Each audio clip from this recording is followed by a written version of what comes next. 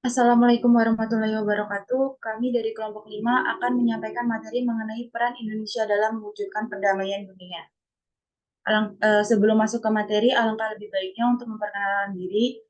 Mulai dari saya, perkenalkan nama saya Tiffany X Putriana A dengan NIM 4311422006 dan anggota kelompok saya yang pertama ada Roja Maisa Rohmah dengan NIM 4301421016.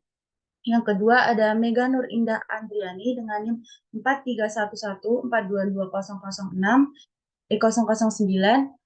Yang ketiga ada Pebi Febriani dengan NIM 4311422034. Yang keempat ada Puji Himatul Ulia dengan NIM 4301421025.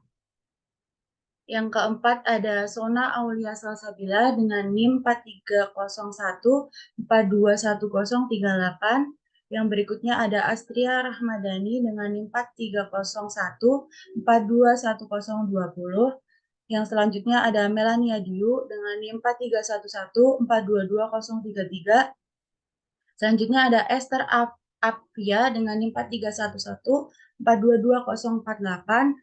Dan yang terakhir ada Anisha Setiawati dengan NIM 4301421077. Nah, sebelum lanjut ke materi, ini ada beberapa topik yang akan kita bahas di dalam video, yaitu yang pertama, politik luar negeri Indonesia dalam mendukung perdamaian dunia. Yang kedua, ada peranan Indonesia dalam menciptakan perdamaian dunia melalui hubungan internasional. Yang ketiga, ada peran Indonesia dalam menciptakan perdamaian dunia melalui organisasi internasional. Nah, proklamasi kemerdekaan Negara Republik Indonesia berarti mengumumkan kepada dunia dan bangsa Indonesia bahwa bangsa Indonesia telah menjadi negara yang merdeka dan berdaulat. Tapi dengan kemerdekaan bangsa Indonesia ini tidak berarti bahwa tujuan bangsa Indonesia telah tercapai. Bahkan dengan kemerdekaan bangsa Indonesia, kita mulai melaksanakan tujuan nasional yang diemban oleh kemerdekaan itu sendiri, yang dituangkan secara jelas dan gamblang dalam pembukaan Undang-Undang Dasar 1945. Tujuan nasional bangsa Indonesia sendiri itu ada 4 yang tertuang dalam pembukaan Undang-Undang Dasar 1945, yaitu yang pertama, melindungi segenap bangsa Indonesia dan seluruh tumpah darah Indonesia. Yang kedua, memajukan kesejahteraan umum. Yang ketiga, mencerdaskan kehidupan bangsa. Dan keempat, melaksanakan ketertiban dunia yang berdasarkan kemerdekaan, perdamaian abadi, dan keadilan sosial. Nah, salah satu bagiannya yaitu menjalin hubungan internasional. Melalui sistem politik bebas aktif, Indonesia dapat menentukan secara jelas posisi Indonesia di dunia internasional. Berdasarkan aspek sejarah, Indonesia adalah negara non-blok yang artinya politik luar negeri Indonesia itu bersifat mandiri, sehingga bebas dari intervensi blok barat maupun blok timur. Bangsa dan negara Indonesia harus selalu meningkatkan kualitas hubungan internasionalnya yang dibangun dengan negara lain, yaitu dapat dilaksanakan dengan beberapa cara. Yaitu yang pertama, meningkatkan sumber daya manusianya, yang kedua, faktor produksi, dan yang ketiga, berbagai hal yang dapat dijadikan sebagai memenuhi unsur kerjasama internasional. Ini sudah masuk ke materi yang akan dijelaskan oleh anggota kelompok saya. Silakan anggota yang bertugas. Baik, terima kasih moderator atas kesempatannya. Nah, untuk topik yang pertama yaitu mengenai politik luar negeri Indonesia dalam mendukung perdamaian dunia. Nah, alinea pertama dari pembukaan Undang-Undang Dasar 1945 yang berbunyi bahwa sesungguhnya kemerdekaan itu ialah hak segala bangsa. Dan oleh sebab itu, maka penjajahan di atas dunia harus dihapuskan karena tidak sesuai dengan peri kemanusiaan dan peri keadilan yang menunjukkan keteguhan dan kuatnya pendirian bangsa Indonesia ini dalam menghadapi masalah kemerdekaan lawan penjajahan. Nah, dengan pernyataan itu bukan saja bangsa Indonesia ini bertekad untuk merdeka, tetapi akan tetap berdiri di barisan paling depan untuk menentang dan menghapuskan penjajahan di atas dunia. Baik, selanjutnya saya akan menjelaskan mengenai definisi dari politik. Pada umumnya dapat dikatakan bahwa politik adalah bermacam-macam kegiatan dalam suatu sistem politik atau negara yang menyangkut proses menentukan tujuan-tujuan dari sistem itu dan melaksanakan tujuan-tujuan itu.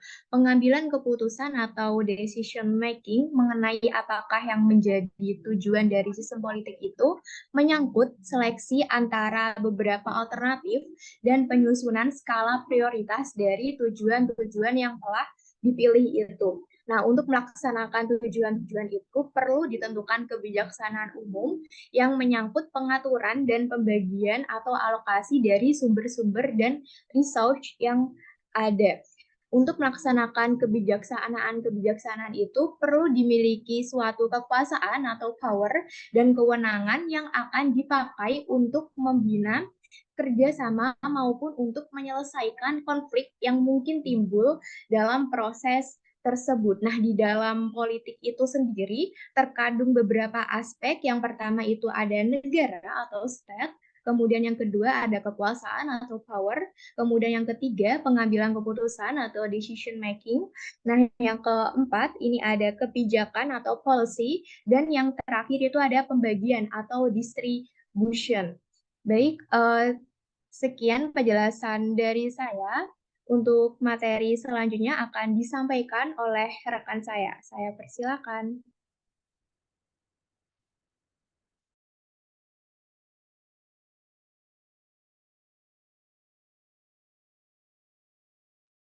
Baik, terima kasih atas kesempatannya. Kemudian ada politik nasional. Politik nasional adalah asas haluan usaha kebijaksanaan dari negara dalam mencapai tujuan nasionalnya dengan membina dan menggunakan potensi nasional, sumber daya nasional dan sarana serta prasarana nasional. Apabila cita-cita nasional dan tujuan nasional masih berbentuk konsepsional dan teoritis, maka politik nasional sudah dalam bentuk aktualisasi yang bersifat praktis. Kemudian di sini ada hakikat politik nasional. Hakikat politik nasional adalah kebijakan nasional yang menjalin landasan serta arah bagi penyusunan konsep strategi nasional. Kebijakan nasional ini merupakan manifestasi dan upaya pencapaian tujuan nasional melalui rumusan pokok kegiatan mencapai tujuan. Politik nasional menggariskan usaha-usaha untuk mencapai tujuan nasional yang dalam perumusannya itu dibagi menjadi dalam beberapa tahap utama, yaitu ada jangka panjang, jangka menengah, dan jangka pendek. Politik nasional itu meliputi beberapa. Yang pertama, ada politik dalam negeri. Politik dalam negeri ini yang diarahkan kepada mengangkat, meninggikan, dan memelihara rakyat derajat, harkat derajat, dan potensi rakyat Indonesia yang pernah mengalami kehinaan dan kemelaratan akibat penjajahan menuju sifat-sifat bangsa yang terhormat dan dapat dibanggakan. Yang kedua, ada politik luar negeri yang bersifat bebas aktif, anti-imperialisme dan kolonialisme dalam segala bentuk dan manifestasinya, mengabdi kepada kepentingan nasional dan amanat penderitaan rakyat, serta diarahkan kepada pembentukan solidaritas antar bangsa, terutama bangsa-bangsa Asia Afrika dan negara-negara non-lain. Yang ketiga, ada politik ekonomi yang bersifat swasembada atau swadaya, dengan tidak berarti mengisolasi diri, tetapi diarahkan kepada peningkatan taraf hidup dan daya kreasi rakyat Indonesia yang sebesar-besarnya. Kemudian yang terakhir ada politik pertahanan keamanan yang bersifat defensif aktif dan diarahkan kepada pengamanan serta perlindungan bangsa dan negara serta usaha-usaha nasional dan penanggulangan segala macam tantangan, ancaman, dan hambatan. Sekian dari saya, kemudian akan dilanjutkan oleh rekan saya.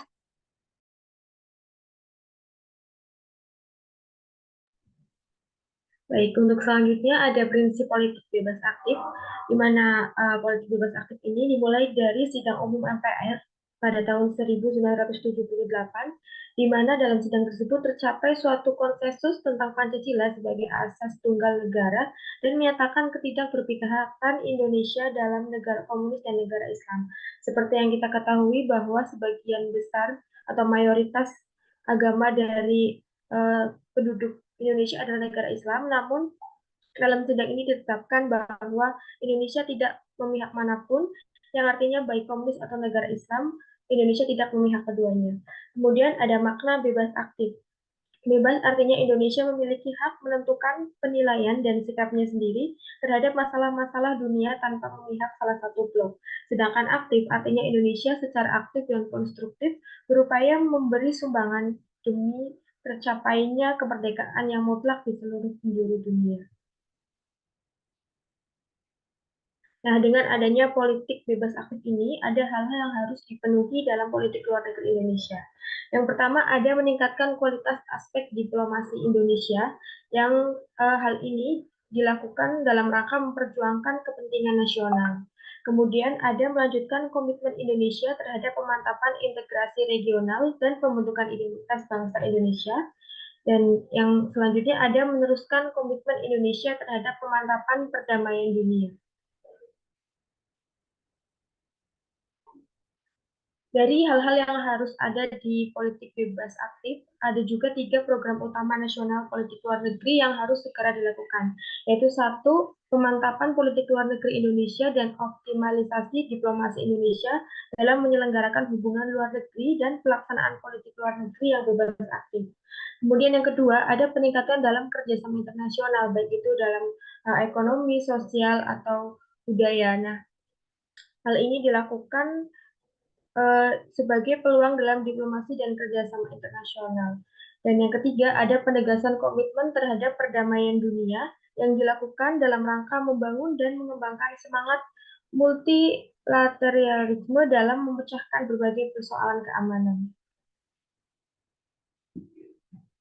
Untuk materi selanjutnya akan dijelaskan oleh rekan saya.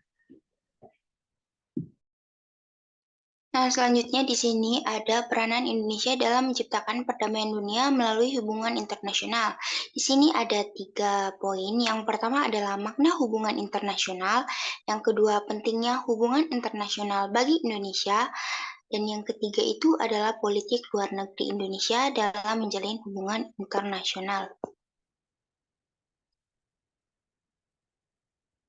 Sebelum itu, maka yang pertama kita harus mengetahui apa itu hubungan internasional.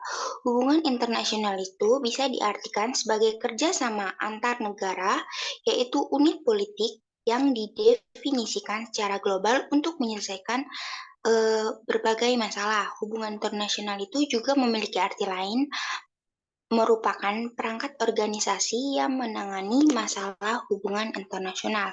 Dalam hubungan internasional, terdapat banyak interaksi negara dan masyarakat internasional.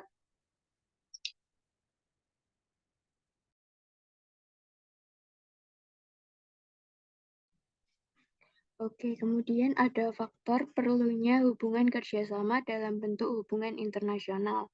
Yang pertama ada faktor internal, di mana munculnya kekhawatiran terhadap ancaman kelangsungan hidup negara, baik melalui kudeta maupun intervensi dari negara lain.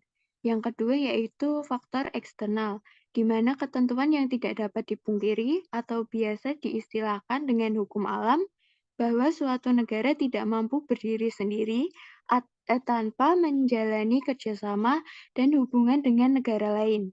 Hubungan saling membutuhkan tersebut dalam upaya memecahkan masalah-masalah politik, hukum, ekonomi, sosial budaya, pertahanan, dan juga keamanan.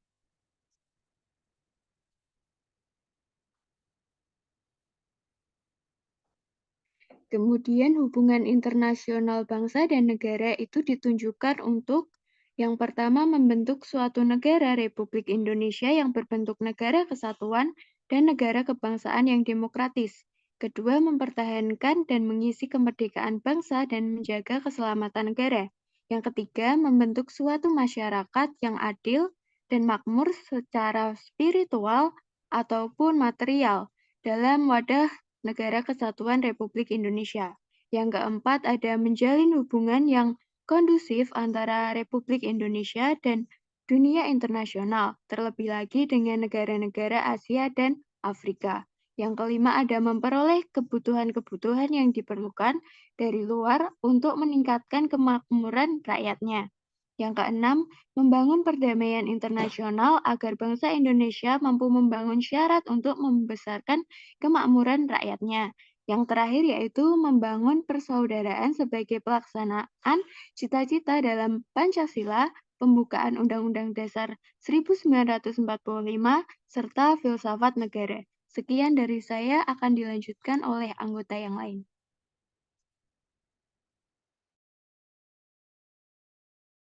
Baik, untuk subbab selanjutnya adalah politik luar negeri Indonesia dalam menjalin hubungan internasional.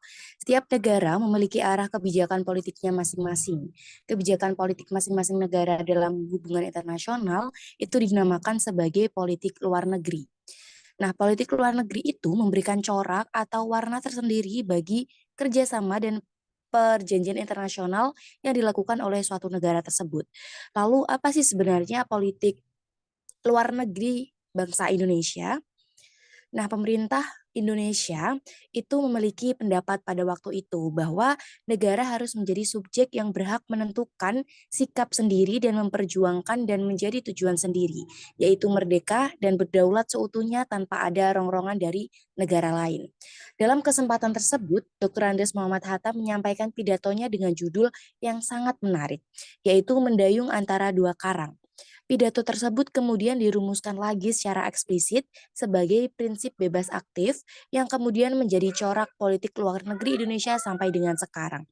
Dengan demikian dapat disimpulkan bahwa politik luar negeri Indonesia sekarang bersifat bebas aktif.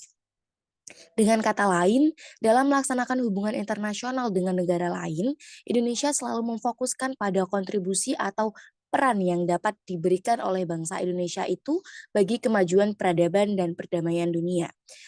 Hal ini dapat dilihat dari peristiwa-peristiwa di bawah ini atau peristiwa-peristiwa di slide ini dengan jelas menggambarkan bahwa bentuk kerjasama yang dikembangkan bangsa Indonesia antara lain adalah yang pertama, Indonesia menjadi bagian dari anggota Perserikatan Bangsa-Bangsa atau PBB yang ke-60 pada tanggal 28 September 1950. Kemudian Indonesia juga aktif sebagai salah satu pendiri GNB atau Gerakan Non-Blok pada tahun 1961 dan bahkan pada tahun 1992 dalam konferensi negara-negara non-blok yang berlangsung di Jakarta, Indonesia ditunjuk menjadi ketua GNB. Kemudian ada memprakarsai penyelenggaraan konferensi Asia Afrika atau KAA pada tahun 1955 yang melahirkan semangat dan solidaritas negara-negara Asia Afrika yang kemudian melahirkan Dasar-Sila Bandung. Kemudian ada menjadi bagian langsung dalam misi perdamaian Dewan Keamanan PBB dengan mengirimkan pasukan Garuda ke negara-negara yang dilanda konflik seperti negara Kongo, Vietnam, Kamboja, Bosnia, dan lain sebagainya. Lalu berperan aktif dalam setiap pesta olahraga internasional, mulai dari SEA Games, ASEAN Games, Olimpiade, dan lain sebagainya. Indonesia juga aktif terhadap beberapa organisasi juga yang dibuktikan dengan tercatatnya bangsa Indonesia sebagai anggota Organisasi Konferensi Islam atau OKI, Organisasi Negara-Negara Pengekspor Minyak, OPEC, dan Negara Kerjasama Ekonomi Asia Pasifik atau APEC. Kemudian yang terakhir adalah Indonesia menyelenggarakan kerjasama hubungan diplomatik, baik berupa bilateral ataupun multilateral dengan berbagai negara yang ditandai dengan pertukaran perwakilan diplomatik dengan negara yang bersangkutan. Untuk materi yang selanjutnya, kepada teman saya yang bertugas, saya persilakan.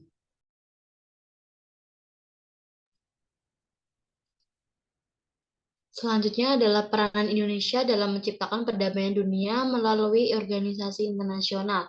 Dalam menciptakan perdamaian dunia, Indonesia turut aktif dalam organisasi-organisasi internasional, di antaranya PBB, ASEAN, dan juga GNB atau Gerakan Non-Blok.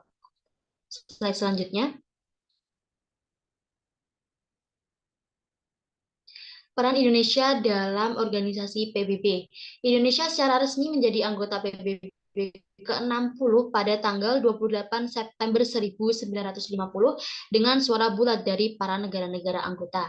Indonesia dan PBB memiliki keterikatan sejarah yang kuat karena kemerdekaan Indonesia yang diproklamasikan pada tahun 1945 merupakan tahun yang sama ketika PBB didirikan, dan sejak tahun itu pula PBB secara konsisten mendukung Indonesia untuk menjadi negara yang merdeka, berdaulat, dan mandiri. Slide selanjutnya.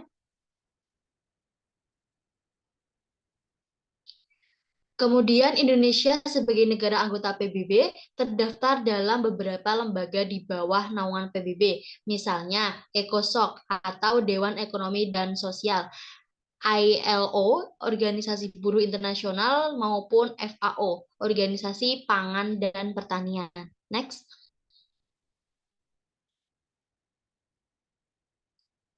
Kemudian berikut adalah beberapa contoh peran Indonesia dalam PBB. Yang pertama yaitu pada tahun 1974, Menteri Luar Negeri Indonesia Adam Malik menjabat sebagai Ketua Sidang Majelis Umum PBB.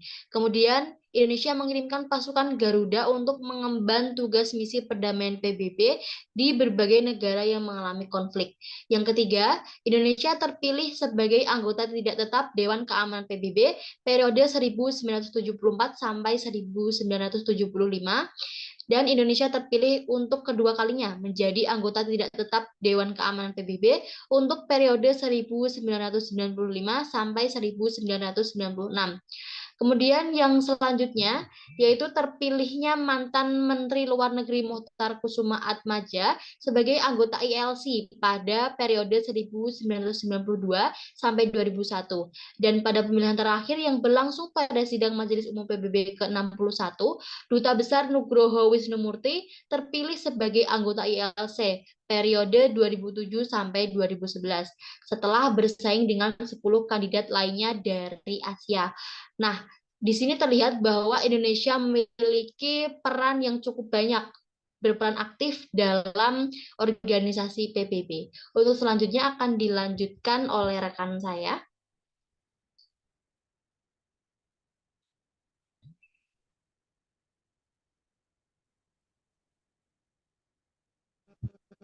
Baik, untuk selanjutnya ada peran Indonesia di dalam menciptakan perdamaian dunia melalui ASEAN. Di sini terdapat 10. Untuk yang pertama yaitu Indonesia sebagai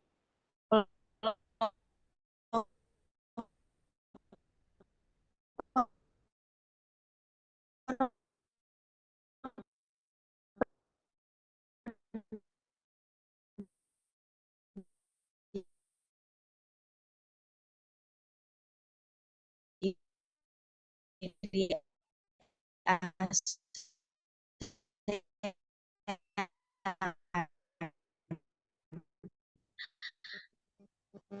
berdasarkan deklarasi Bangkok pada tanggal 8 Agustus 1906 negara pelopor pendiri ASEAN. Selain itu ada Thailand.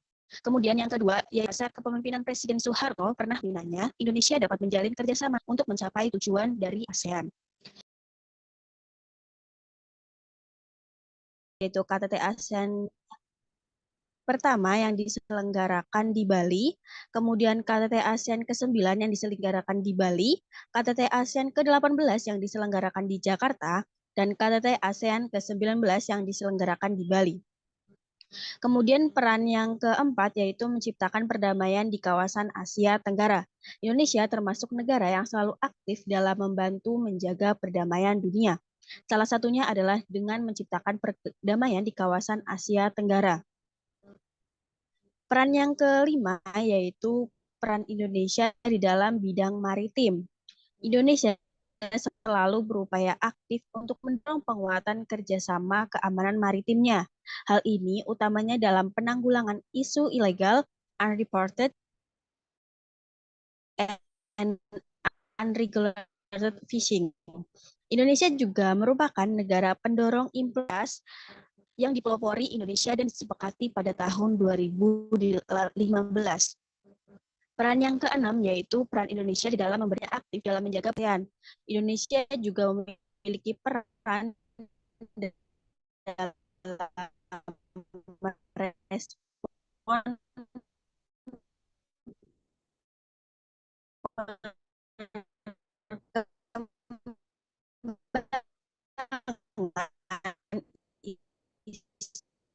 isu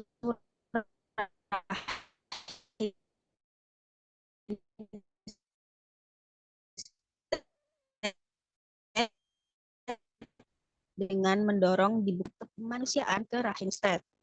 Untuk ASEAN, Indonesia memiliki peran penting dalam memastikan sentralitas ASEAN. Contohnya yakni saat Indonesia memprakarsai of ASEAN Member States pada Juli tahun 2016. Peran yang ke-8 yaitu peran dalam isu Laut Cina Selatan, dalam menggulirkan prakarsa serta inovasi berupa berbagai disepakatinya dua interim measures yakni Joint Statement West dan Hotline of Communication. Nah, kemudian peran yang ke-9 yaitu peran Indonesia di dalam bidang ekonomi dan bisnis. Indonesia menjadi negara driving force yang amat diperhitungkan dalam rangkaian perundingan RCEP, kesepakatan Chapter on Small Medium Enterprises, dan Chapter on Economic and Technical. Kemudian peran Indonesia yang terakhir yaitu dalam pengawasan narkotika. Indonesia adalah inisiator pembentukan ASEAN Seaport Interdiction Task Force. Hal ini dilakukan dengan menjadikan Seaport sebagai daerah perbatasan pengawasan narkotika dan prekursor narkotika selain airport. Cukup sekian dari saya. Untuk pemaparan selanjutnya saya serahkan kepada yang bertugas. Terima kasih.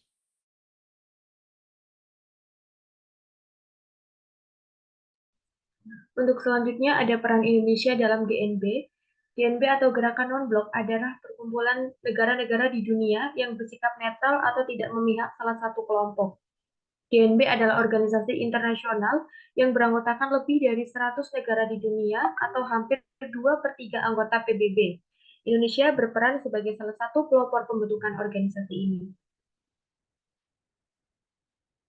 Kemudian dilanjut dengan pemikiran Insinyur Soekarno dan pemimpin lainnya yang ingin membentuk negara merdeka, bebas, dan terhindar dari kejahatan apapun mendasari pembentukan GNB. Semua pemikiran ini muncul karena kondisi negara berkembang yang baru saja merdeka, khususnya di Asia dan Afrika, sangat memprihatinkan. Peran Indonesia dalam GNB merupakan perwujudan politik luar negeri bebas aktif. Selain melopori gerakan GNB atau gerakan non-blok, Indonesia juga berperan dalam penyelenggaraan KTT atau Konferensi Tingkat Tinggi GNB di Jakarta pada tahun 1992. Nah, berikut beberapa peran Indonesia dalam GNB. Yang pertama, turut meredakan ketegangan di kawasan bekas Yugoslavia pada tahun 1991. Kemudian peran yang kedua yaitu menjadi ketua gerakan non-blok pada 1992 dan yang terakhir memperkuat kerjasama antar negara anggota.